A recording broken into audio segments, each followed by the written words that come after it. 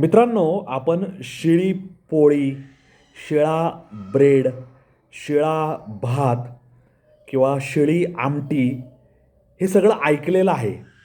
पण शिळा बाजार हे कधी ऐकलेलं आहे का? बाजार कधी शिळा असतो का? असं आपलं समज आहे, असं आपलं म्हणणं असू शकतं.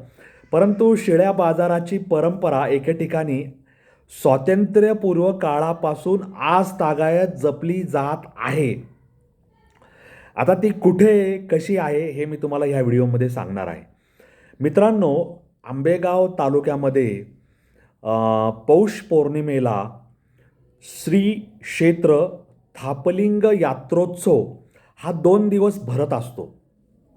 आता आंबेगाव तालुका म्हणल्यावर निरगुडसर भाग आला किंवा अवसरी हा भाग आला आणि तिथे श्री क्षेत्र थापलिंग यात्रोत्सव हा फार पुरातन आहे. पुरातन ठिकाणी यात्रा, जत्रा हे सगळ्या गोष्टी चालू असतात.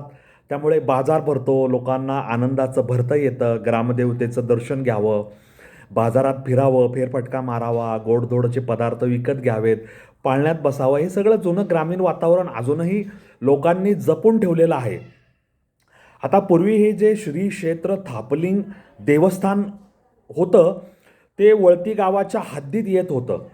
परंतु त्यानंतर नागापूरला स्वतंत्र ग्रामपंचायत झाली आणि श्री क्षेत्र थापलिंग देवस्थान हे नागापूरच्या हद्दीत गेलं. आता श्री क्षेत्र थापलिंग देवस्थान हे वळती या गावापासून 2.5 किलोमीटर अंतरावर आहे. आता पूर्वीच्या काळी जेव्हा वाहनांची सोय नव्हती तेव्हा लोक वाहन व्यवस्था नसल्याने पायी चालत वळती गाव, गांजवेवाडी, काटवान वस्ती परिसरातून श्री क्षेत्र थापलिंग गडावर चालत जायचे आणि त्यावेळेस हे चालत जाणं येणं जरा कठीण होतं. आणि मग लोक त्या श्री क्षेत्र थापलिंग गडावर जाऊन यात्रेत मनसोक्त खरेदी करायचे, आपल्याला जे जे काही लागतं ते पाहायचे, जत्रेचा आनंद घ्यायचे, देवाच्या पाया पडून यायचे, श्रीफळ अर्पण करायचे, जे जे काही त्यांना कुलधर्म कुलाचार करायचे ते पार पाडत होते. परंतु ह्या सगळ्यात वेळ वाया जायचा, खरेदी विक्री, पायी प्रवास आणि पाहुण्यांचा यात्रोत्सव निमित्ताने पाहुणचार त्यांना करता येत नव्हता. मग काय ठरलं की श्री क्षेत्र थापलिंग गडावरची ही जी यात्रा आहे 2 दिवस चालणारी, ती यात्रा पूर्ण झाल्यानंतरच हे सगळं यात्रेचं जे काही चंबू गव्हाळ आहे किंवा बाड बस्तारा आहे तो 3ऱ्या दिवशी वळती गावात न्यायचा.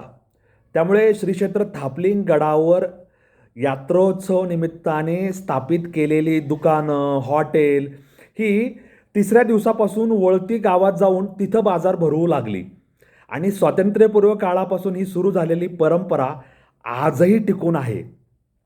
त्यामुळे 2 दिवस श्री क्षेत्र थापलिंग गडावर लागणारा बाजार हा 3ऱ्या दिवशी वळती गावात जाऊन तिथे लागतो. म्हणून 2 दिवसाची ही यात्रा 3ऱ्या दिवशी तिथे जाते, म्हणून तिला त्या यात्रेच्या बाजाराला शिळा बाजार असं म्हणतात. त्यामुळे वळती गावामध्ये कुठलाही आठवडे बाजार नाही आहे. फक्त वर्षातून 1 दिवस म्हणजे पौष पौर्णिमेची 2 दिवसाची श्री क्षेत्र थापलिंग गडावर झालेली बाजाराची सर्व कारवाई ही 3ऱ्या दिवशी वळती गावात होते आणि त्यामुळे त्याला शिळा बाजार असं म्हणतात. वळती गावात भरत असणारा हा बाजार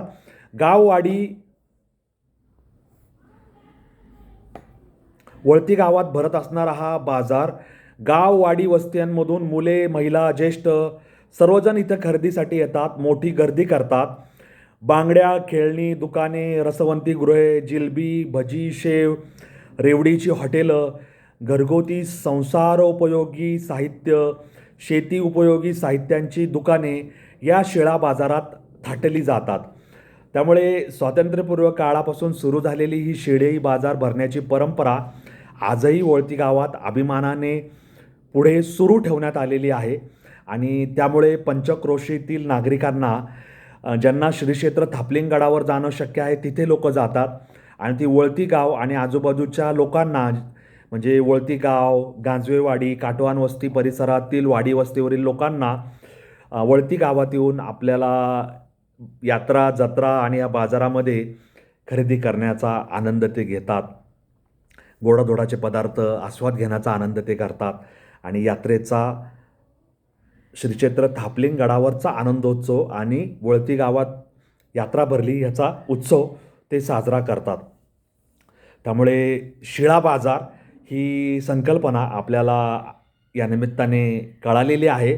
आता शहरातल्या लोकांना काय, त्यांच्या इथे बाजार नेहमीच भरलेला असतो. मग तो मंडईतला असेल, मार्केट यार्डचा कृषी उत्पन्न बाजार समितीतला असेल, आपापल्या उपनगरात भरणारा बाजार असेल, गल्लीबोळात कोपऱ्यावर चौकात बसलेले भाजी विक्रेते असतील किंवा विविध संघटनांनी राजकीय लोकांनी आयोजित केलेला आठवडे बाजार असेल.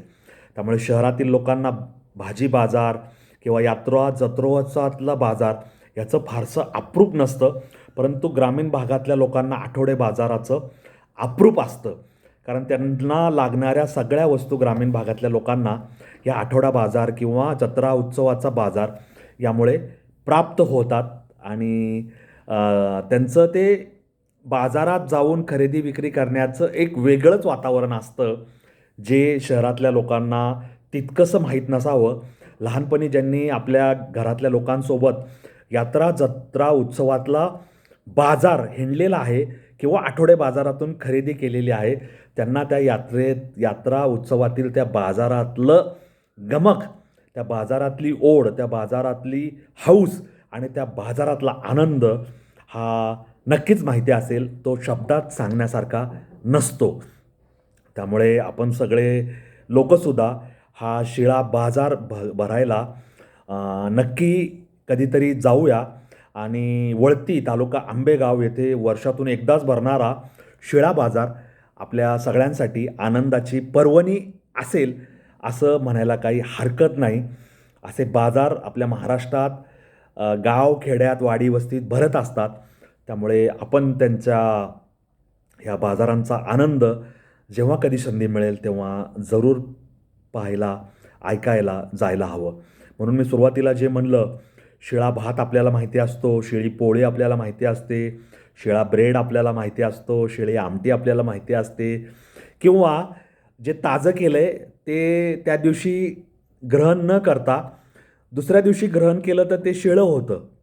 कारण ताजं केलेलं अन्न सूर्यास्त होऊन दुसरा सूर्योदय होतो, ते ग्रहण केलं जात नाही, म्हणून त्याला शिळं म्हणलं जातं. शिळं अन्न, शिळं, त्याप्रमाणे हा शिळा बाजार असं हे सगळं चक्र आहे. शिळं अन्न आणि त्याप्रमाणे शिळा बाजार असं हे सगळं चक्र आहे आणि त्या चक्रातून आपण हे सगळं समजून त्याप्रमाणे शिळ्या बाजारामध्ये कधी जायची संधी मिळाली तर ती चुकवता कामा नये, एवढंच मला या निमित्ताने तुम्हाला सांगायचं आहे. तेव्हा ह्या नोटवर तुम्हा सगळ्यांचा मी निरोप घेतो आणि तुम्हा सर्वांना विनंती करतो की माझा हा अनवट YouTube channel like share subscribe करायला विसरू नका आणि माझ्या या यूट्यूब चॅनलची लिंक आपल्या मित्रपरिवाराला कॉपी पेस्ट करायलाही विसरू नका. माझ्या चॅनलची लिंक त्यांना भेट म्हणून द्या आणि माझ्या या यूट्यूब चॅनलला तुमचं सदैव समर्थन राहू द्या, अशी माझी तुम्हाला विनंती आहे. धन्यवाद. जय हिंद, जय महाराष्ट्र, वंदे मातरम, जय श्रीराम, जय जगन्नाथ, जय सनातन. धन्यवाद.